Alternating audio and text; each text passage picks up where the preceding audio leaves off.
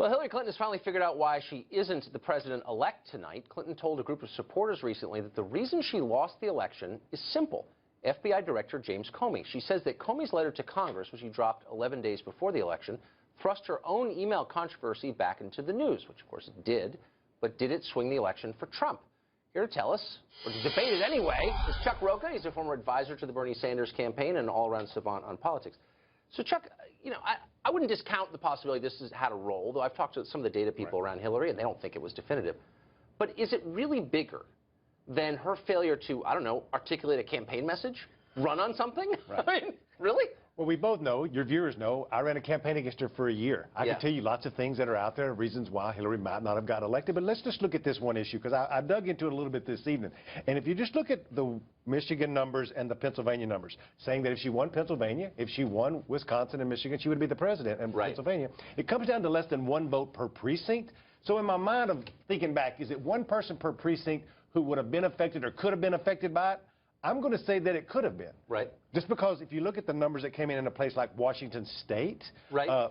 It's an all-mail state. All of the ballots are mailed in. And before the Comey letter, Democrats were winning by 4 points. Everything after that was postmarked after the Comey letter, they continued to gain to where Republicans actually picked up House seats in Washington State, a very liberal place. Right. So that's what I'm looking at. I don't have any raw data. No, but that's, you know, I don't think that's crazy. I'm not saying that's crazy, actually. Right. I mean, but another way to look at it would be the more you learn about Hillary Clinton, the less impressed you are. Right. And somebody has to say, well, guess what? Hillary Clinton and her team, they're not blaming themselves. They're going to blame somebody. That may be shocking. That's it right there. I guess that's it, is we all revert to type in the end, especially under pressure. Right. And their decades-long habit is to blame someone else, whether it's staff or the media, or in this case, the FBI director, instead of looking within and saying, you know, how did I screw up, like normal people do when they lose, right? As a Democrat who's been running campaigns for 25 years, the shocker to most people in our profession is that it was this close to begin with, where the Comey letter would have had a little bit of an effect, but that little bit of effect was probably enough to lose her the election. It was only 70 votes between Michigan and Pennsylvania, so it probably had a devastating effect, but the fact is,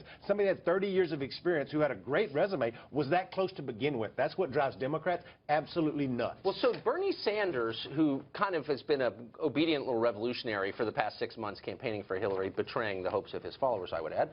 But he had this on The View of all places, which I thought was pretty smart. He said, I think what happened is Trump touched a nerve on the part of millions of people the media doesn't talk about.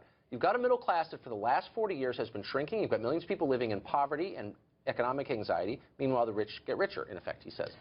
That's true. Absolutely. I grew up in rural East Texas. We've had these conversations talking about the little place I grew up with in Brownsboro, Texas. The people that go to work there every day feel those frustrations. They're not bigots. They're not racist. They are just angry because they feel like their government's not speaking to them. That's the reason I became a Democrat. It's because I worked in a factory. I thought that the rich guys got all the breaks. That's what I wanted. That was my party. Guess who had that message this year? Guess who the Democrats let steal that message, and all he talked about was making America great again. But I don't want to blow your mind or anything, Chuck, but the Democratic Party is the party of rich people.